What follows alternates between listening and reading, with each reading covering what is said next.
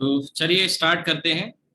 मैंने आपको आज क्लास में ऑफलाइन क्लास में स्ट्रेन बता दिया था, ठीक है। और स्ट्रेन के तीन टाइप थे, मैंने बताया था तीन तरह के स्ट्रेस के करस्पॉन्डिंग तीन ही टाइप के स्ट्रेन होते हैं, ठीक है। तीन टाइप के स्ट्रेन होते हैं, एक एक करके समझते हैं। पहला था लॉन्गिट्यूडनल स्ट्रेन, दूसरा था वॉल्यूमेट्रिक स्ट्रेन, और तीसरा था आपका शियर स्ट्रेन या tangential strain, right.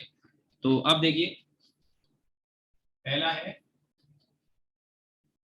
Longitudinal strain. Longitudinal strain तो ये मेनली किस में ऑब्जर्व होता है? सॉलिड्स में। Mainly observe observe in solids, mainly observed in solids corresponding to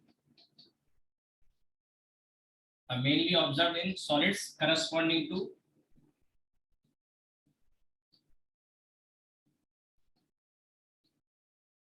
longitudinal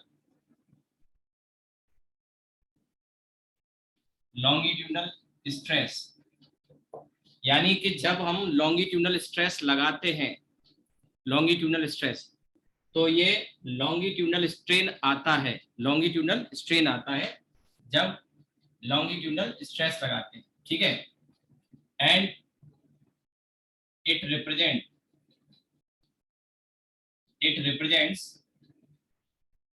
fractional change fractional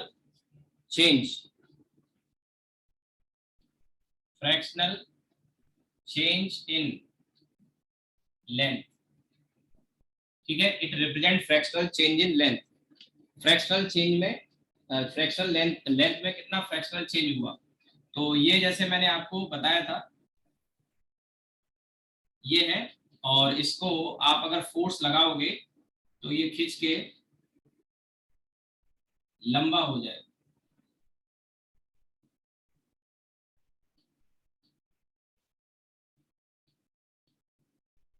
खींच के लंबा हो जाएगा। और इसकी जो लेंथ पहले से बढ़ गई, ये लेंथ एल है और ये डेल्टा एल है, ठीक है, डेल्टा एल। तो यहाँ पे लॉन्गिट्यूडनल स्ट्रेन का जो फॉर्मूला है, लॉन्गिट्यूडनल स्ट्रेन का जो फॉर्मूला है, that is change in length upon original length, change in length upon original length, ठीक है, change in length upon original length, ठीक। So longitudinal strain is change in length upon original length, ये corresponding to the longitudinal stress. जब हमने force लगाया इस area के, ये वाला जो एरिया आप देख रहे हैं, इस वाले एरिया के परपेंडिकुलर जब हमने फोर्स लगाया, तो जो लेंथ में चेंज हुआ, फ्रैक्शनल चेंज या रिलेटिव चेंज, उसी को हम कहते हैं क्या? Longitudinal strain. मेनली सॉलिड्स में ही देखने को मिलेगा, ठीक है। अब इसी लॉन्गिट्यूडनल स्ट्रेन के साथ साथ एक स्ट्रेन और आ जाता है जो उन तीन टाइप से अलग है, उन तीन टाइप से अलग है। और वो टाइप है कि इसके डायमीटर में या रेडियस में कितना चेंज आएगा। तो इसका जो डायमीटर है, ये पहले डी था, जब आपने इसको खींचा तो इसका जो डायमीटर है वो पहले से कम हो गया, डी माइनस डेल्टा डी, ठीक है। कितना हो गया? पहले से कम हो गया, डी माइनस डेल्टा डी। तो इसमें जो चेंज हुआ डी माइनस डेल्टा डी, तो डायमीटर में जो डिक्रीमेंट है, फ्रैक्शनल डिक्रीमेंट, उसे लैटेरल स्ट्रेन कहते हैं, लैटेरल स्ट्रेन। क्या बोलते हैं? लैटेरल स्ट्रेन, ठीक है, लैटेरल स्ट्रेन। लॉन्गिट्यूडनल स्ट्रेन ये है, लैटेरल स्ट्रेन दोनों एक दूसरे से रिलेटेड है। तो इसे लिखा जाता है delta D upon D, delta D upon D. और इसमें माइनस साइन लगाना होगा आपको। यहाँ पे मेरी बात ध्यान से सुनना, माइनस साइन का मतलब है कि जब आप इसे खींच रहे हैं तो इसकी डायमीटर कम हो गई, इसलिए माइनस लगा रहे हैं। और इसमें इसलिए प्लस लगा सकते हैं क्योंकि लेंथ में क्या हो गया? इंक्रीमेंट। अब यहां से एक बच्चे के मन में कंफ्यूजन आएगा कि क्या लेटेरल स्ट्रेन नेगेटिव होगा? नहीं, नहीं। क्यों नहीं नेगेटिव होगा? क्योंकि जो डेल्टा डी था ना, ये एक्चुअली नेगेटिव आ रहा था और उसमें माइनस लगा देंगे तो प्लस हो जाएगा।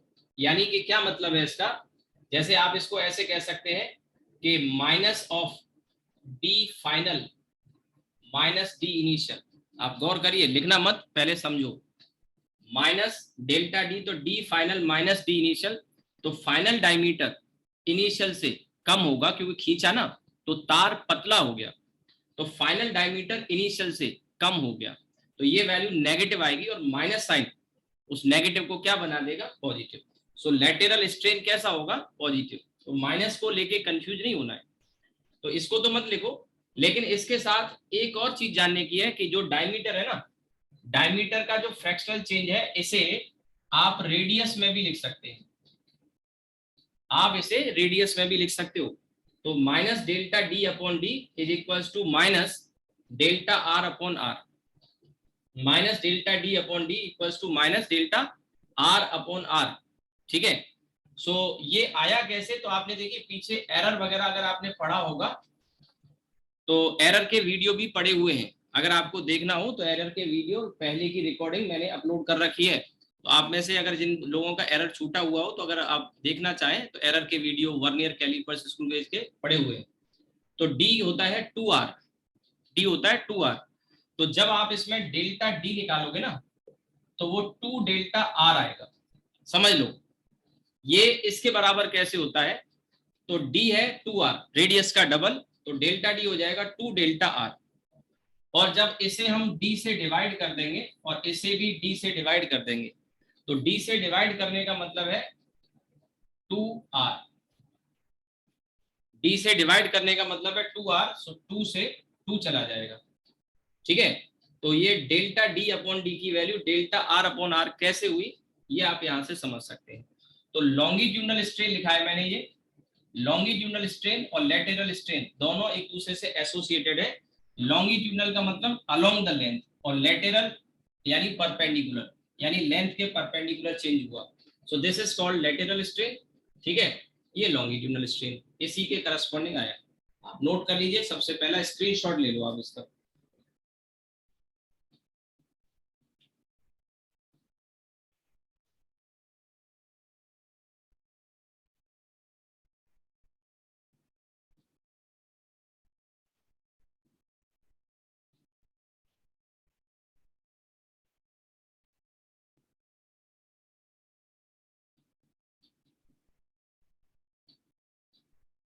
स्क्रीनशॉट लेके नोट भी करते रहिए, स्क्रीनशॉट ले लिया करो सबसे पहले।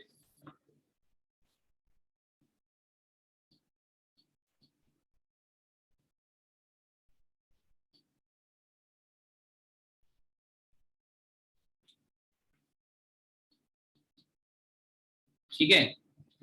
चलिए अब आगे बढ़ते हैं। इसे रब कर रहा हूं मैं, अगर आपने नोट कर लिया है तो, नहीं तो स्क्रीनशॉट ले लो।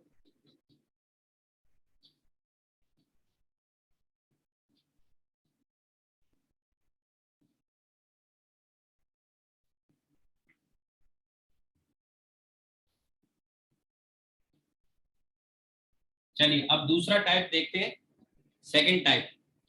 दूसरा टाइप है वॉल्यूमेट्रिक।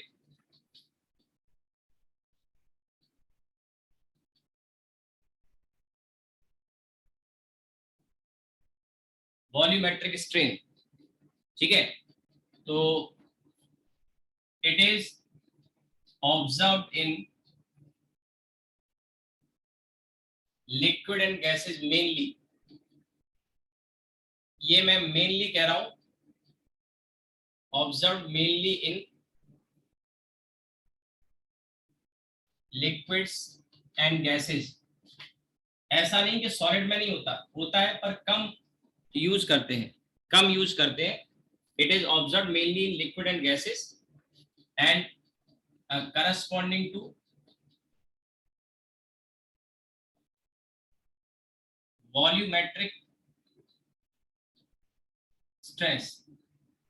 वॉल्यूमेट्रिक स्ट्रेस जब आता है, वॉल्यूमेट्रिक स्ट्रेस उसके करस्पॉन्डिंग होता है। ठीक है, उसके करस्पॉन्डिंग होता है। It is observe mainly liquid and gases corresponding to volumetric stress. Volumetric stress जब लगाएंगे तब आएगा ये। ऐसा नहीं कि लिक्विड सॉलिड में नहीं होता, होता है सॉलिड में भी लेकिन कम होता है। सबसे ज्यादा चेंज किस में होता है पता है? वॉल्यूम में चेंज किसके लिए होता है? गैसेस के लिए सबसे ज्यादा चेंज होता है, देन फिर लिक्विड के लिए, फिर सॉलिड के लिए। तो सॉलिड में उतना एप्रिशिएबल चेंज नहीं आता। ठीक है, तो अब it is observe mainly liquid and gases corresponding to volumetric stress. अब इसको आप ऐसे समझिए, ये आपने मान के चलिए बाहर से प्रेशर लगाया, फोर्स लगाया, और उसकी वजह से इसका जो वॉल्यूम वी था, फोर्स लगाया हमने, वो वॉल्यूम डिक्रीज हो गया, और डिक्रीज होके वी माइनस डेल्टा वी हो गया। ठीक है, इसमें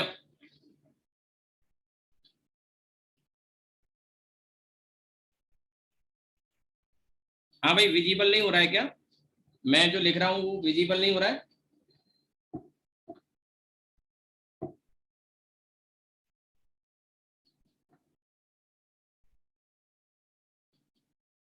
अभी ठीक है?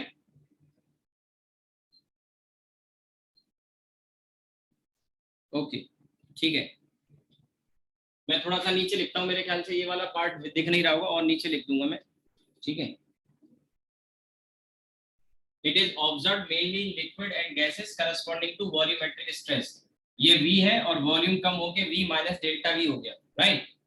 तो यहाँ पे वॉल्यूमेट्रिक स्ट्रेस को हम डिफाइन करते हैं फ्रैक्शनल चेंज इन वॉल्यूम। ठीक है, it is it is defined as defined as fractional fractional change in volume. यहाँ लिख रहा हूँ, थोड़ा शाइन आ रहा होगा इस जगह पे, तो वो मैं छोड़ देता हूँ। ठीक है, fractional change in volume, fractional change in volume. ठीक है, वॉल्यूम में जो fractional change, it is defined as fractional change in volume. तो वॉल्यूमेट्रिक स्ट्रेस को हम लिख सकते हैं डेल्टा वी अपॉन वी। ये आ गया। यहाँ पे एक चीज और मैं बता दूं, ये जो डेल्टा वी अपॉन वी है, फिलहाल एक सिचुएशन ऐसी दिखाई है जिसमें मैं बाहर से फोर्स लगा रहा हूँ, प्रेशर बढ़ा रहा हूँ बाहर से, और उसकी वजह से वॉल्यूम क्या हो रहा है? कम हो रहा है। तो यहाँ पे मैं माइनस बी लगा सकता हूँ, लेकिन ऐसा नहीं कि बाहर से फोर्स लगा के हम इस पे वॉल्यूम को कम करें, अंदर से भी प्रेशर बढ़ा के वॉल्यूम को बढ़ा सकते हैं। तो ये प्लस में भी हो सकता है और माइनस में भी हो सकता है, दैट डिपेंड्स कि आप फोर्स बाहर से बढ़ा रहे हैं या अंदर से प्रेशर को बढ़ा रहे हैं। अगर अंदर से प्रेशर बढ़ेगा, या मैं कहूँ नंबर ऑफ मोल फिक्स रखते हैं, किसी बैलून में गैस भरी हुई है, तो अगर अंदर का जो प्रेशर है, अंदर का प्रेशर है, उसे हम इंक्रीज कर रहे हैं तो वॉल्यूम इंक्रीज कर रहा है, और बाहर से देखें तो प्रेशर इंक्रीज कर रहा है तो वॉल्यूम डिक्रीज कर रहा है। तो यहाँ पे अगर ये डिक्रीज कर रहा है तो you can put minus here. ठीक है, you can put minus here. फिर से आप एक बात ध्यान रखें कि ये माइनस का मतलब ये नहीं कि वॉल्यूमेट्रिक, सॉरी गलत लिख दिया, थोड़ा सा स्ट्रेन पढ़ रहे थे, स्ट्रेस लिख दिया, ये ठीक कर लेना। वॉल्यूमेट्रिक स्ट्रेन, वो स्ट्रेस लिख दिया था, volumetric strain. So this is minus delta V upon V. ठीक है, minus delta V upon V ये आ जाएगा, दैट इज वॉल्यूमेट्रिक स्ट्रेन। और ये माइनस साइन का मतलब ये नहीं कि नेगेटिव आएगा। मैंने अभी समझाया था डायमीटर वाले केस में final volume minus initial volume करेंगे तो फाइनल कम होगा, इसलिए नेगेटिव आएगी ये क्वांटिटी, और माइनस साइन उसे क्या बना देगा? Positive, right. ये आपका हो गया वॉल्यूमेट्रिक स्ट्रेन। ठीक, आप नोट कर लीजिए इसको।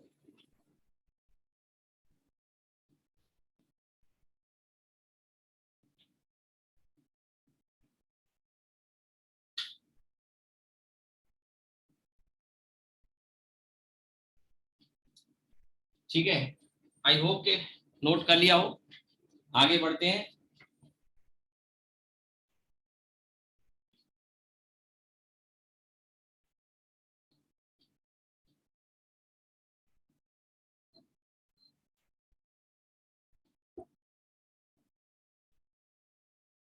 ठीक है, नोट कर लिया होगा तो मैं आगे बढ़ता हूँ, इरेज कर देता हूँ इसको।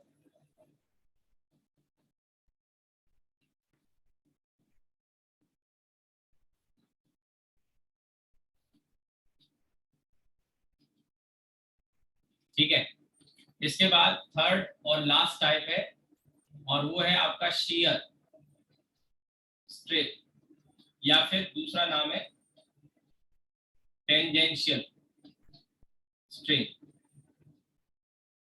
शियर स्ट्रेन या फिर टेंजेंशियल स्ट्रेन। तो यहाँ पे हम कह सकते हैं ये मेनली सॉलिड में होगा क्योंकि शेप में चेंज आता है। टेंजेंशियल स्ट्रेस मैंने बताया था, टेंजेंशियल स्ट्रेस लिक्विड गैस बर्दाश्त नहीं कर सकते, बहना शुरू कर देते हैं। तो it is mainly defined for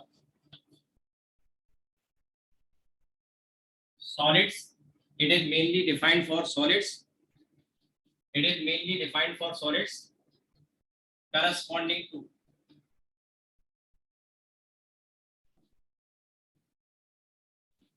tangential stress। यानी जब टेंजेंशियल स्ट्रेस लगाएंगे तब जो चेंज आएगा। ठीक है, तो अब इसमें मैंने आपको लास्ट क्लास में एक फिगर बना के बताया था।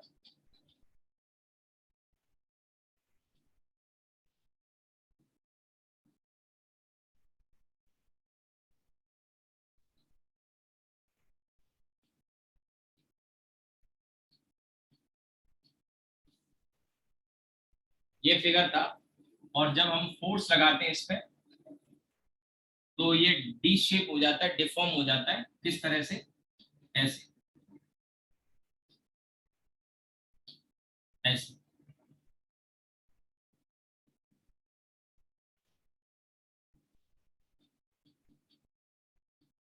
ठीक है, ये ऐसे था और ऐसे हो गया। ठीक है, तो अब इसमें ये देखा जाता है कि इसके शेप में कितना चेंज आया, कितना डिफॉर्म हुआ, और उस डिफॉर्मेशन को एक्सप्रेस करते हैं। ये ऊपर का ये जो फेस है ना, ये वाला, ये जो फेस है, जब हम इसमें फोर्स लगा रहे हैं, इसका एरिया ए है। बताया था कल आपको टेंजेंशियल स्ट्रेस के बारे में बताया था। तो ये ऊपर वाला फेस फोर्स लगाने से कितना खिसक गया, वो एक्स है। कितना खिसक गया, दैट इज एक्स। और ये वाली जो साइड आप देख रहे हैं, इस साइड की जो लेंथ है, दैट लेंथ इज एल। तो एक्स और एल का जो रेशियो होता है, एक्स और एल का, ये जो साइड है ये कितना रोटेट कर गई, ऐसे भी कह सकते हैं। या ये वाला फेस कितना रोटेट कर गया, या ऊपर वाला कितना डिस्प्लेस हो गया। तो वो एक्स और एल, इसका जो रेशियो है उसे हम इस थीटा से रिलेट कर सकते हैं। ये थीटा, ये थीटा। ठीक है, तो अब यहाँ पे आप देखिए, जो टेन थीटा है, टेन थीटा को मैं लिख सकता हूँ परपेंडिकुलर अपॉन बेस।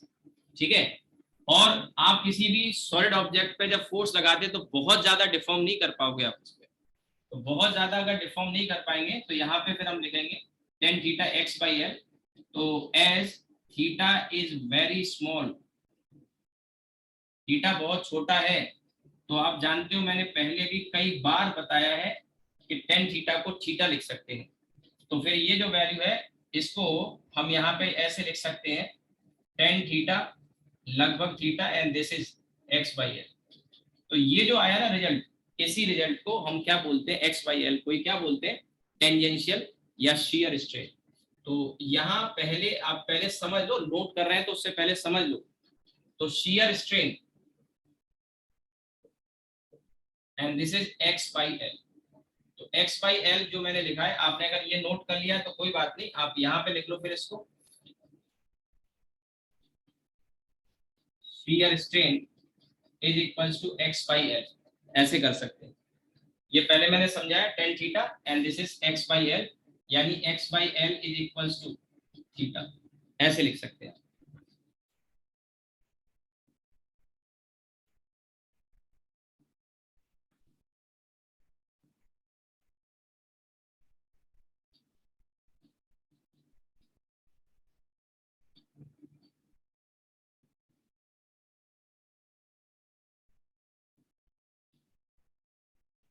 यहां तक आते आते हमने तीन तरह के स्ट्रेस और तीन तरह के स्ट्रेन पढ़ लिए।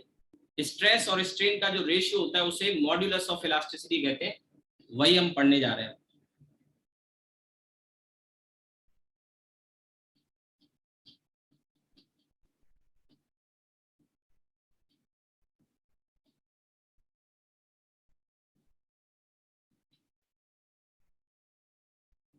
नोट कर लिया होगा।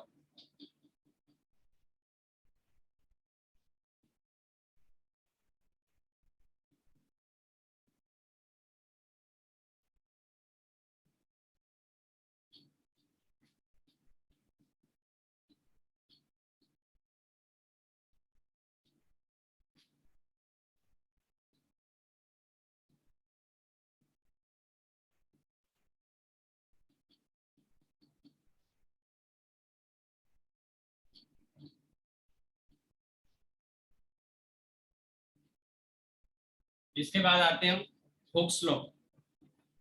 हुक्स लॉ, ठीक है।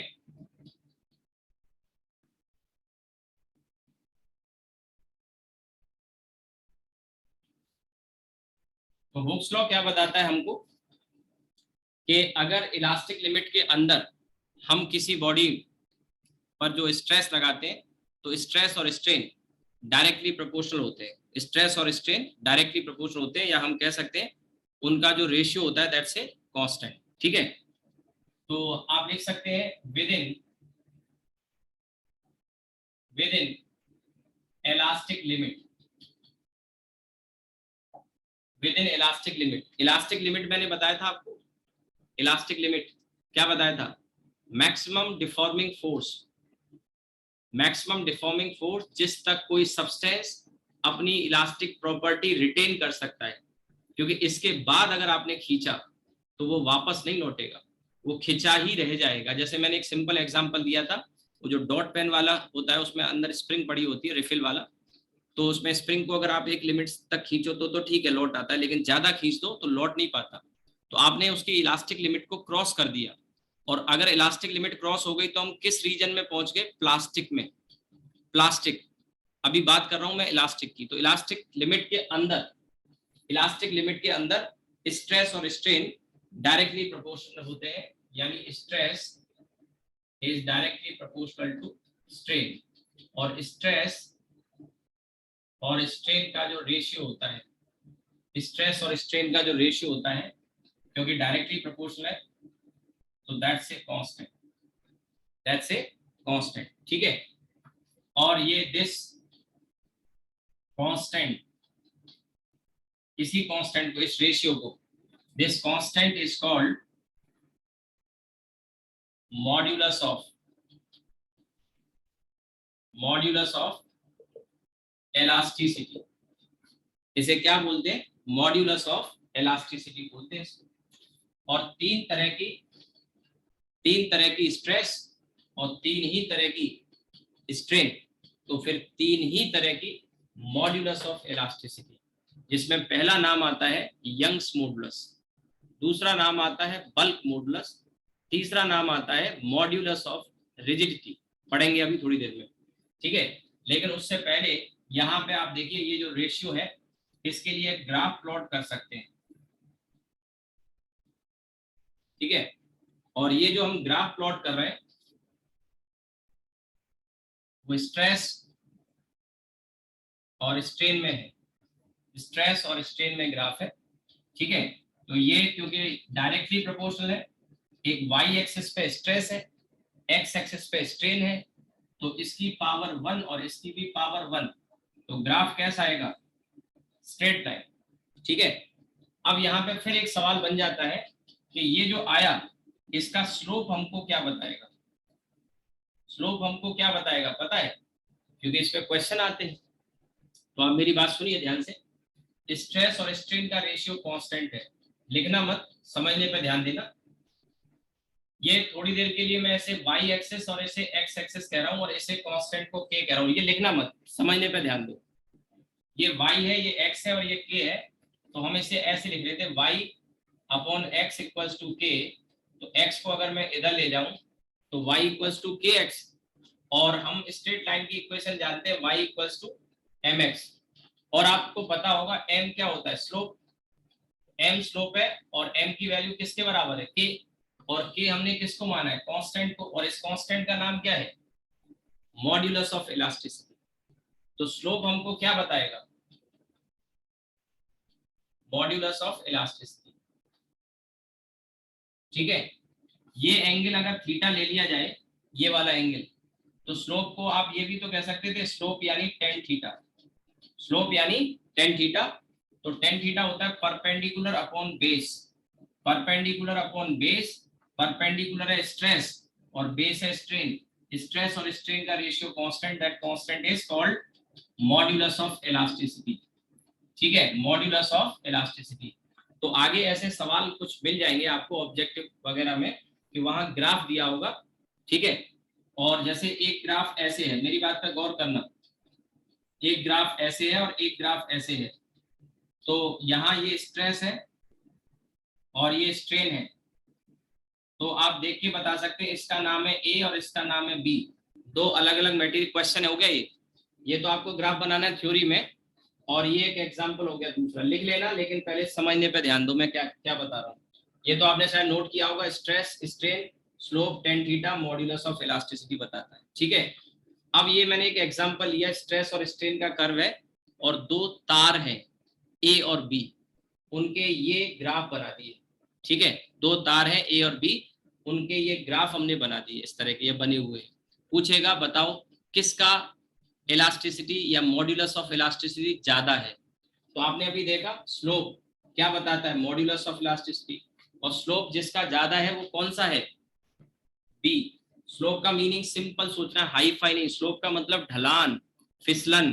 तो जैसे ये कर्व है, इस पे ज्यादा फिसलोगे या इस पे ज्यादा फिसलोगे, ढलान इसका ज्यादा है ढलान, तो इसका स्लोप ज्यादा है बी का, इसका स्लोप ज्यादा है इसका कम है, मींस बी का मॉड्यूलस ऑफ इलास्टिसिटी ए से ज्यादा होगा, ठीक है। बी का मॉड्यूलस ऑफ इलास्टिसिटी ए से क्या होगा, ज्यादा, ठीक है। तो इस तरह का क्वेश्चन आ जाएगा। और अभी हम इसमें मॉड्यूलस ऑफ इलास्टिसिटी में, आप क्योंकि टारगेट बैच के बच्चे हैं तो आपने पढ़ा है तीन तरह के होते हैं, यंग्स मॉडुलस, बल्क मॉडुलस और modulus of rigidity. Eta Greek letter है, ईटा एन के जैसा लग रहा है लेकिन ईटा थोड़ा सा लंबा ऐसे बनाते हैं। ये तीन होंगे इसके टाइप जो अभी डिस्कस करेंगे हम थोड़ी देर में। तो यहाँ पे अगर मान के चलिए मैं वायर की बात कर रहा हूँ, तो वायर में वाई की बात करेंगे हम, यंग्स मॉडुलस सॉलिड में वायर लेंथ ज्यादा होती है। तो अब यहाँ पे कह सकते हैं कि इसमें यंग्स मॉडुलस बी का मॉडुलस ऑफ रिजिडिटी इलास्टिसिटी के तीन नाम है, वाई बी ईटा। तो वायर बी का और वायर ए का, इसमें चार ऑप्शन दे देता। पहला ऑप्शन वाई बी वाई ए से बड़ा है, दूसरा छोटा है, तीसरा बराबर है और चौथा none of these are information insufficient. तो सही आंसर क्या हो जाएगा, ये वाला, ठीक है।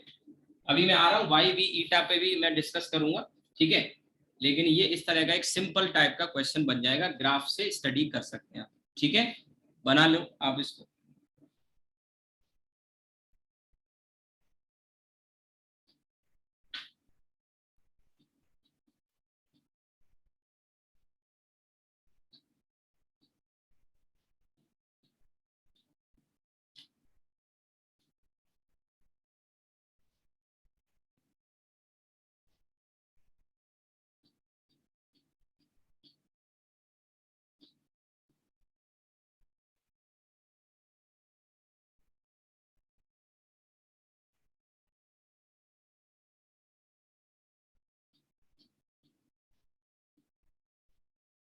हो गया, चलिए।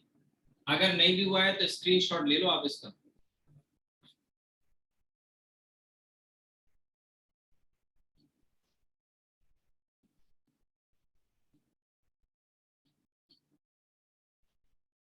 ठीक है, चलिए मैं रब कर देता हूं।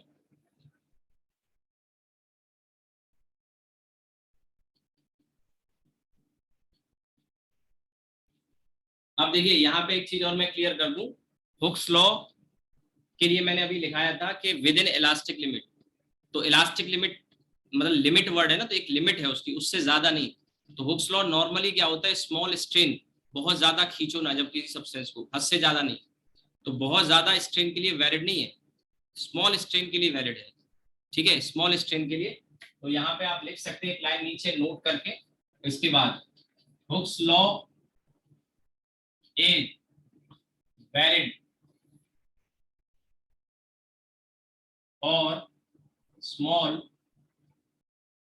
स्ट्रेन, स्मॉल स्ट्रेन के लिए ही वैलिड है Hooke's law. Hooke's law is valid for small strain, ठीक है। हुक्स लॉ स्मॉल स्ट्रेन के लिए वैलिड है। अब जैसे मैं एक चीज और बता दूं, कभी कभी आपको स्प्रिंग वाले सवाल मिलेंगे, तो स्प्रिंग के क्वेश्चन में ऐसा लिखा होता है कि an spring obeys Hooke's law. अब आपको लगता है कि स्प्रिंग में हुक्स लॉ का क्या काम है, ये बात हो सकता है मे बी मैंने आपको जब एनएलएम पढ़ाया था उस समय भी बताई हो शायद, कि हुक्स लॉ को स्प्रिंग ओबे कर रही है, इसका मतलब जानते हो स्प्रिंग के केस में इसका मतलब क्या होता है, ठीक है। If a spring obeys Hooke's law,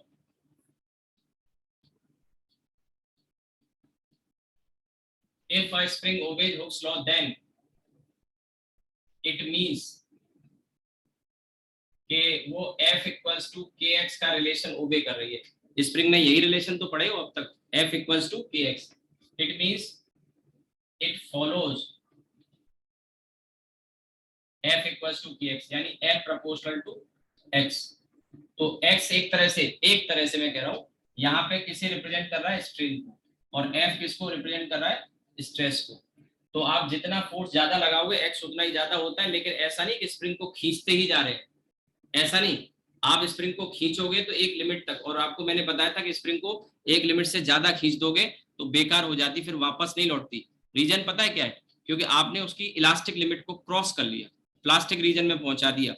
तो ऐसा है कि ये जो रिलेशन होता है F इक्वल्स टू KX, तो ये भी ध्यान रखना कि ये फॉर्मूला तब ही वैलिड है, ठीक है, ये फॉर्मूला तब ही वैलिड है जब X छोटा हो स्प्रिंग के केस में। तो कई बार ऐसा लिखा है कि स्प्रिंग ओबेज हुक्स लॉ, समझ जाना कि वो F इक्वल्स टू KX वाले फॉर्मूले की बात कर रहा है कि ये फॉर्मूला ओबे होता है। तो आप ये बात लिख नहीं सकते हैं, valid only when X is very small, ठीक है, valid only when X is very small, ठीक है।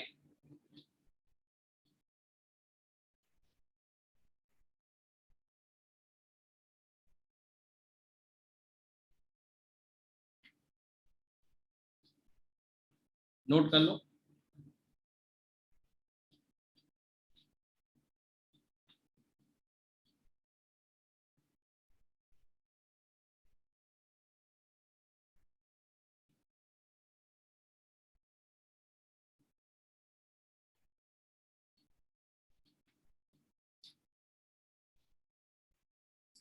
अब यहां पे देखिए 3 types of modulus of elasticity,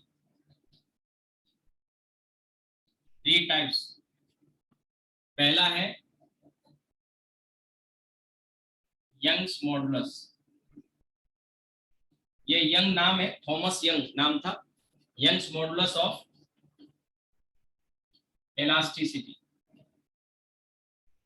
दूसरा है bulk modulus of,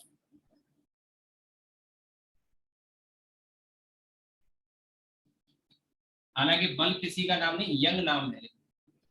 Young's modulus of elasticity को हम Y से रिप्रेजेंट करते हैं, बल्क मॉडुलस को हम B से रिप्रेजेंट करते हैं, बल्क मॉडुलस को। लेकिन कुछ किताबों में बल्क मॉडुलस के लिए K सिंबल भी यूज कर लेते हैं, K, ठीक है।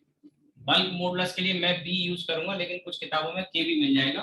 और तीसरा है modulus of rigidity, modulus of rigidity को ईटा से रिप्रेजेंट करते हैं, ईटा, ठीक है। ये इसके 3 टाइप, 3 तरह के स्ट्रेस, 3 ही तरह के स्ट्रेन, तो उनके करस्पॉन्डिंग रेशियो ये 3, एक एक करके समझते हैं इसको, ठीक है, 1 बाय 1 इसको समझते हैं। यंग्स मॉडुलस,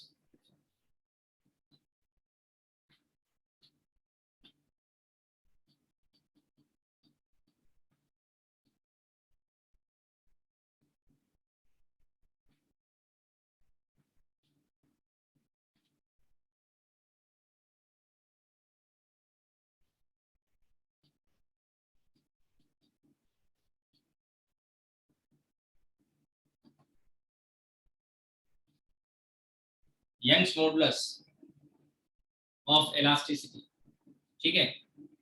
तो ये it is defined for solids only, mainly solid ही है। और किस किस का रेशियो होता है, it is the ratio of stress strain, तो ठीक है, लेकिन स्ट्रेस में 3 टाइप थे, तो कौन सा स्ट्रेस और कौन सा strain, it is the ratio of longitudinal stress and longitudinal strain, it is the ratio of longitudinal stress and longitudinal strain, तो y को आप लिख सकते हैं longitudinal stress upon longitudinal strain. ठीक है, ये हटा देता हूं।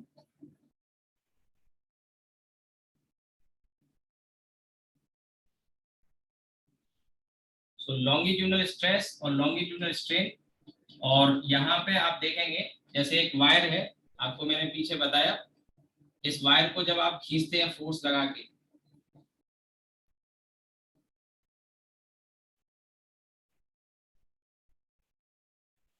ठीक है, फोर्स लगा के खींचते हैं, तो इसमें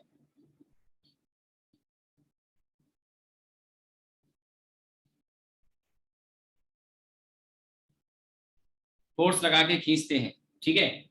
तो जब आपने फोर्स लगाया, इसका ये एरिया ए और इसकी ओरिजिनल लेंथ एल थी, ओरिजिनल लेंथ एल थी, और इसमें चेंज कितना हो गया, डेल्टा एल का, डेल्टा एल का। तो लॉन्गिट्यूडनल स्ट्रेस था force upon area, longitudinal stress था फोर्स अपॉन एरिया, और लॉन्गिट्यूडनल स्ट्रेन हमने देखा change in length upon original length, change in length upon original length. तो ये y आ गया आपका F इंटू एल अपॉन ए डेल्टा एल।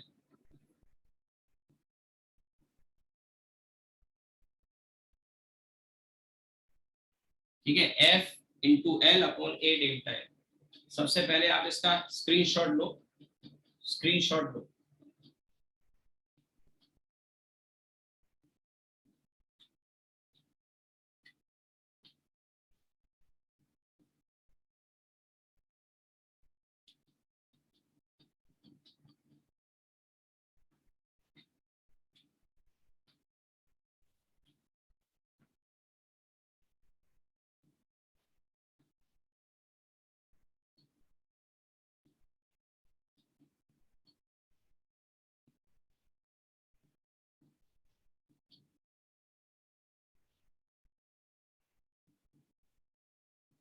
इसी फॉर्मूले को ऐसे लिख दिया, F equals to Y A by L, इसको इधर ले आया, एल को इधर, इंटू डेल्टा एल। ये जो लिखा हुआ है ध्यान देना, इसे हम लिख सकते हैं F इक्वल्स टू के डेल्टा एल,